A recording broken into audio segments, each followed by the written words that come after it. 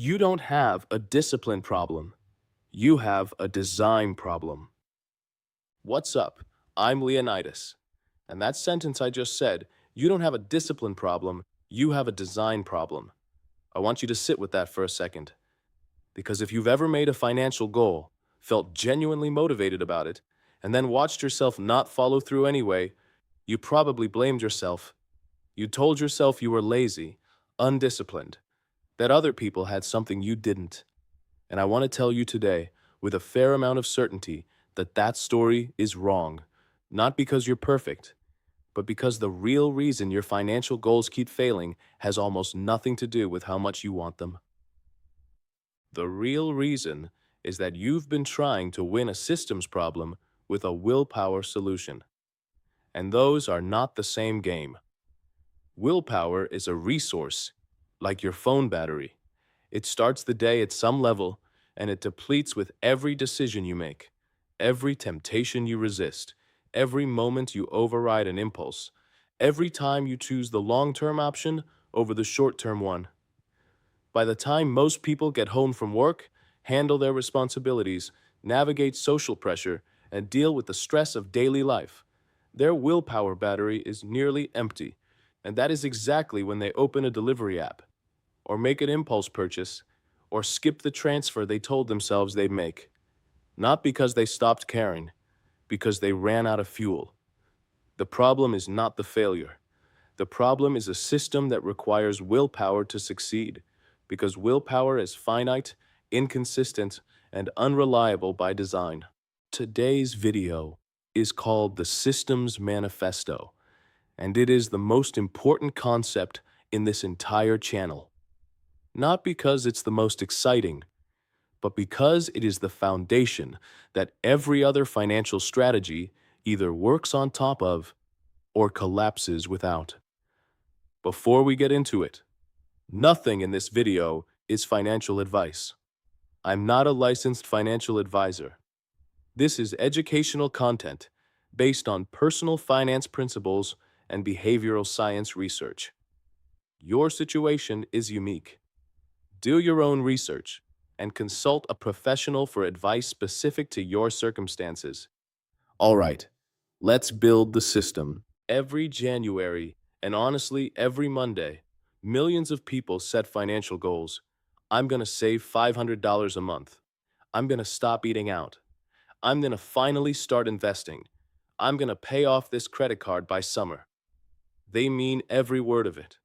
The motivation is real. The intention is real. And then life happens. And 2 weeks later, the goal is quietly abandoned, unspoken, filed under "I'll try again next month." Here's the question that never gets asked. Why does this happen to smart, motivated people over and over again, despite genuinely wanting different results? The answer is that goal setting, as most people practice it, is fundamentally broken. Not because goals are bad, but because a goal without a system to execute it is just a wish. A goal tells you where you want to go. A system is what actually gets you there. Most people invest enormous energy into the destination and almost none into the infrastructure of the journey. Here's the second reason goals fail, and this one is even more important. We build our financial plans around peak motivation. We make the decision on a Sunday afternoon when we're calm, rested, clear-headed, and genuinely excited about the future. And then we expect that version of ourselves to execute at 11 p.m. on a Thursday when we're tired, stressed, and a little lonely.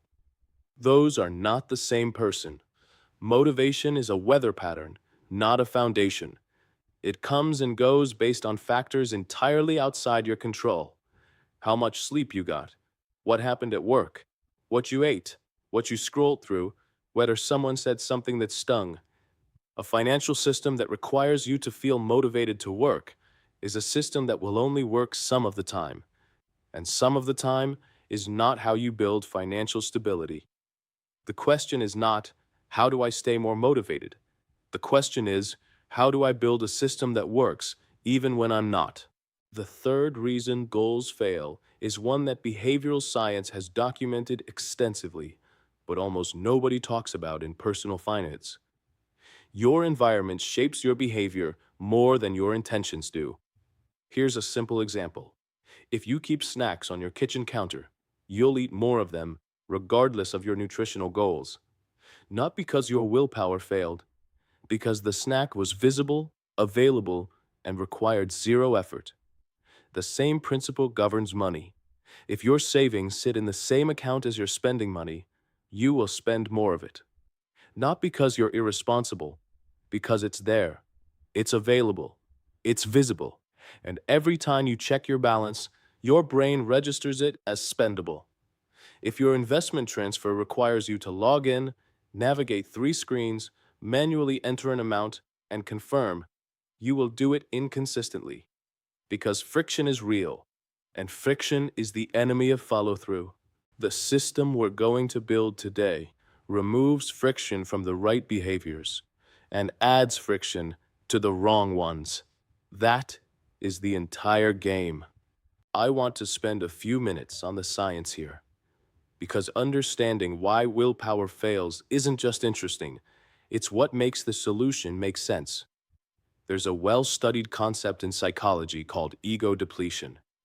The core idea is this: self-control draws from a limited cognitive resource. The more decisions you make, the more impulses you resist, the more you override your immediate preferences in favor of longer-term goals, the more depleted that resource becomes throughout the day. You've felt this. You know the version of yourself at 7 a.m., fresh, clear, resolved, and you know the version at 9 p.m., tired, reactive, reaching for whatever feels good right now. Both of those are you, but they're operating with very different cognitive resources. Decision fatigue is real. Judges give harsher sentences later in the day. Doctors order more unnecessary tests in afternoon appointments. People make worse financial decisions when mentally exhausted. This is not weakness. This is biology. Here's a useful model for thinking about how your mind works with money. You have 2 modes of thinking operating at all times. The first is your deliberate brain. This is the part that sets goals, thinks about the future, makes careful decisions, reads budgets, and genuinely wants to build wealth. This brain knows what it should do. This is the brain you're using right now, watching this video. The second is your automatic brain. This one operates mostly below conscious awareness. It makes fast decisions based on habit, emotion, and what's immediately available. It has no memory of your Sunday afternoon goals. It just responds to what's in front of it. Most financial systems are designed to engage your deliberate brain. The problem is that your automatic brain is running the show for the vast majority of your day, especially when you're tired, especially under stress, especially when you're bored or lonely or looking for relief. A budget that requires your deliberate brain to engage every time you spend money is a budget that will fail every time your automatic brain is in charge, which is most of the time. Now here's the good news. The same automatic brain that works against you in impulse spending can be trained to work for you through habit and system design. Here's how habits are structured in the brain. Every habit runs on a 3-part loop: a cue, a routine, and a reward. The cue triggers the behavior. The routine is the behavior itself. The reward is what the brain gets from it, which reinforces the loop and makes it more automatic over time. Financial automation leverages this same mechanism. When you set up an automatic transfer on payday, you're creating a system where the right financial behavior happens automatically without requiring any deliberate decision. No cue, no resistance, no willpower, it just runs. You're essentially hijacking the automatic brain, not fighting it. The goal of financial automation is to move money before your brain registers it as spendable. What the brain never sees as available, it never fights to spend. You've probably heard the phrase, pay yourself first. Most people nod at that and then continue paying everyone else first: landlord, phone company, streaming services, and saving whatever's left. Whatever's left is almost always nothing. Here's the reframe I want you to take away from this video. Paying yourself first is not a motivational slogan. It is a structural decision about which accounts money flows into before you can touch it. When your savings transfer happens automatically, the morning your paycheck arrives, before you've had time to notice the balance, feel the temptation, or justify a purchase, you've removed the entire decision from the equation. The deliberate brain never had to engage. The automatic brain never saw the money. The result is savings that accumulate without friction, without resistance, and without requiring you to be at your best every single day. That is the power of design over discipline. Before we get into the automation steps, I want to talk about the foundational structure that makes all of this work. Most people have one checking account, maybe a savings account they barely touch. Everything goes in, everything comes out. The balance fluctuates. The brain loses track of what's actually available versus what's technically there. That single account structure is one of the biggest obstacles to financial progress that almost nobody talks about. Here is why. When your savings, your bills, and your spending money all live in the same account, your brain can't distinguish between them. Every dollar looks available. Every dollar competes for your attention. And in any competition between future you and right now you wins almost every time. Because right now you is the one holding the phone. One account means one decision point. And that decision point comes every time you check your balance. Multiple accounts with a clear structure means the decisions are already made before you arrive. The architecture I want you to build has 3 separate accounts with 3 distinct jobs. Account 1, the command center. This is your primary checking account. Your paycheck lands here. All automated transfers originate from here. Nothing else lives here long term. It's a distribution hub, not a storage facility. Account 2, the emergency vault. This is a high-yield savings account, held at a different bank from your checking. Its job is to hold your emergency fund and never be touched except for genuine emergencies. The friction of it being at a different institution is intentional. You want 3 to 5 business days of psychological friction before you can access it impulsively. Account 3, the opportunity account. This is a second savings or brokerage account where your wealth-building contributions go. If you have an employer 401k, this may be handled automatically already. But if you're self-employed or building an individual account, this is where your investment contributions land. 3 accounts, 3 jobs. Money flows in one direction, from income through the command center into its designated account. Never backwards, unless it's a genuine emergency. This sounds minor. It is not minor. Most banks let you rename your accounts. Use this. Don't call your savings account savings. Call it Freedom Fund, or Do Not Touch, or 2027 Goal, or whatever language creates a psychological barrier between you and that money.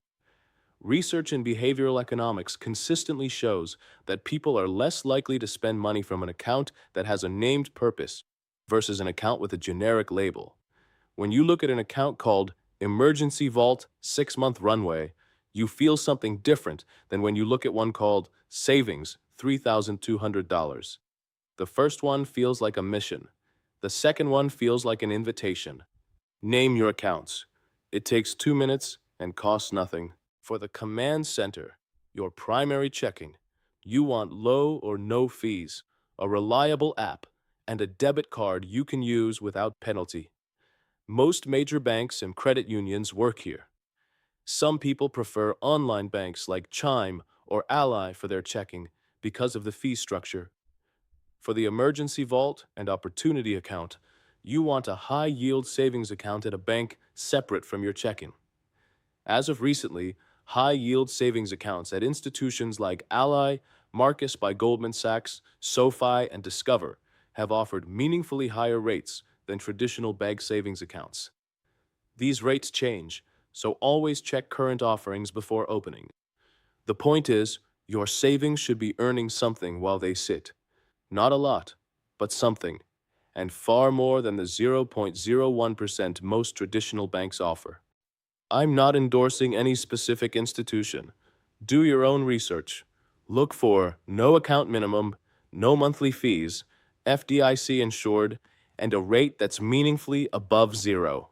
Here is the single most important principle behind everything I'm about to walk you through. Every financial behavior that matters, saving, investing, bill payment, should happen automatically on payday, before you have the opportunity to choose differently. Remove the choice. Remove the failure point. Here's the phrase I want you to remember. The money you never see is the money you never spend. Your brain cannot spend what it doesn't register as available.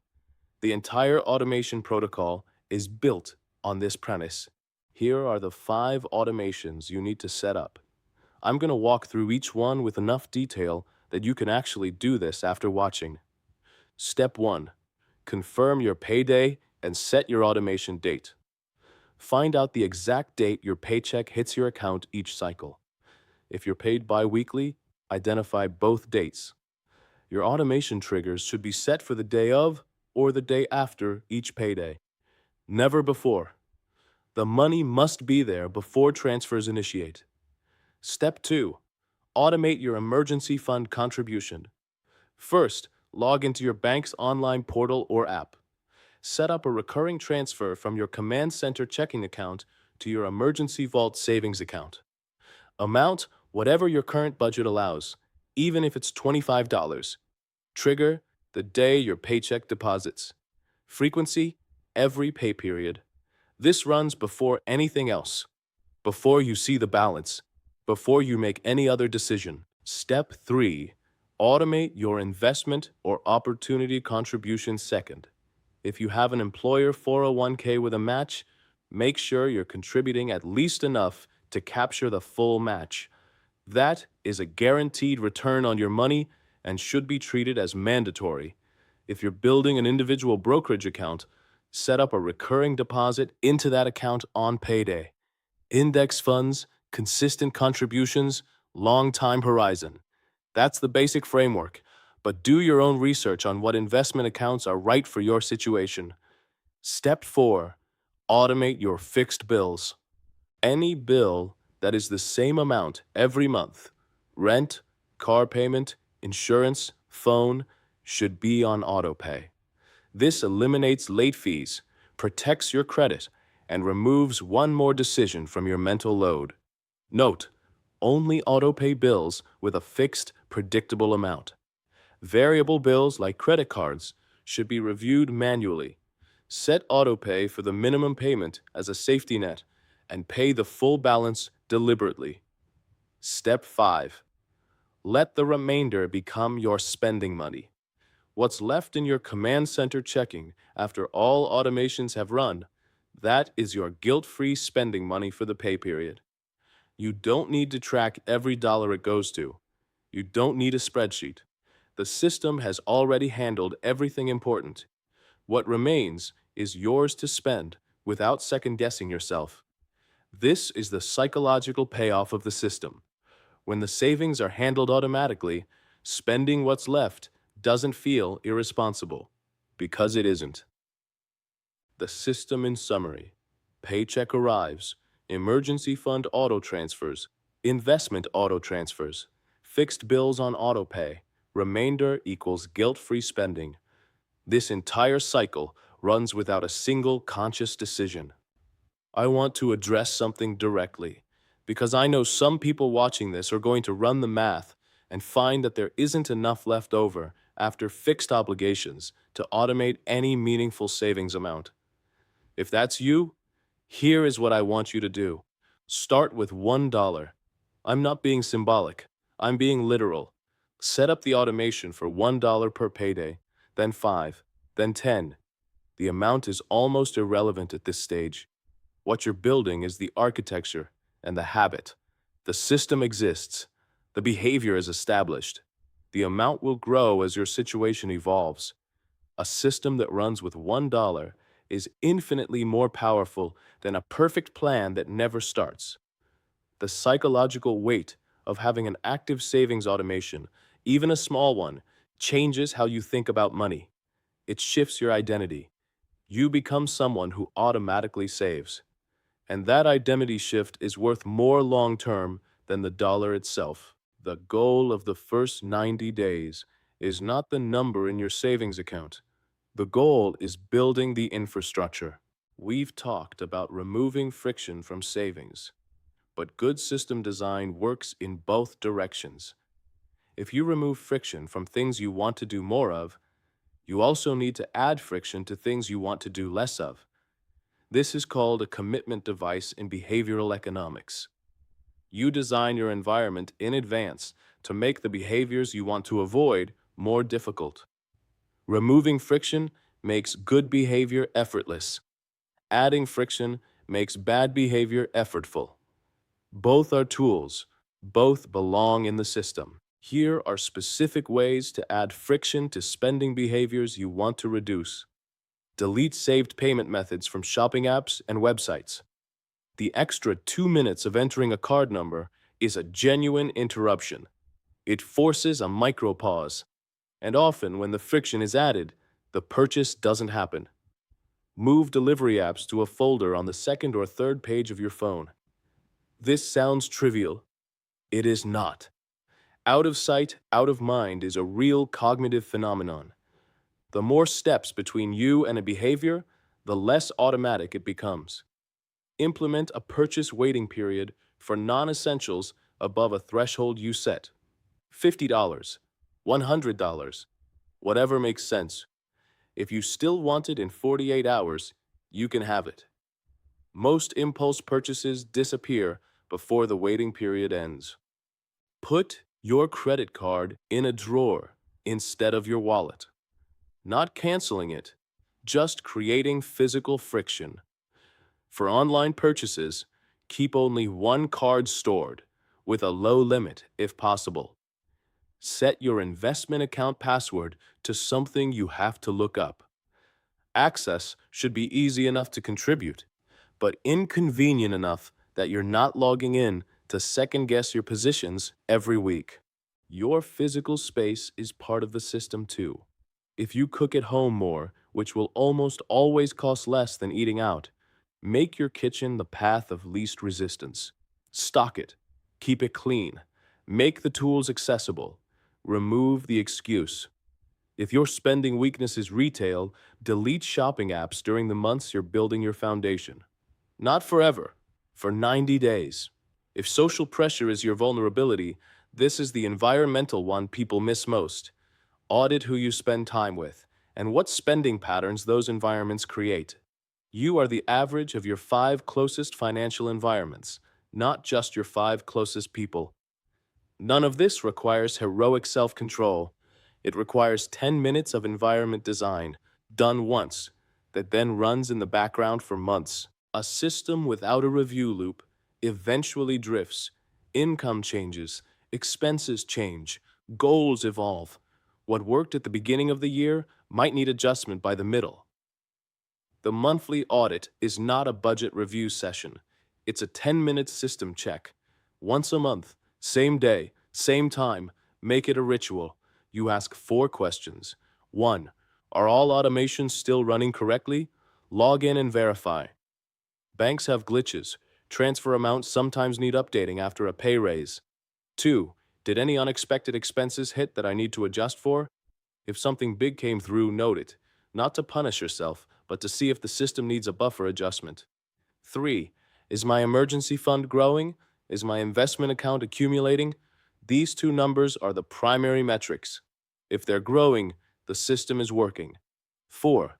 Is there one friction addition or removal I should make this month? Not a complete overhaul, one small adjustment. The monthly audit is 10 minutes.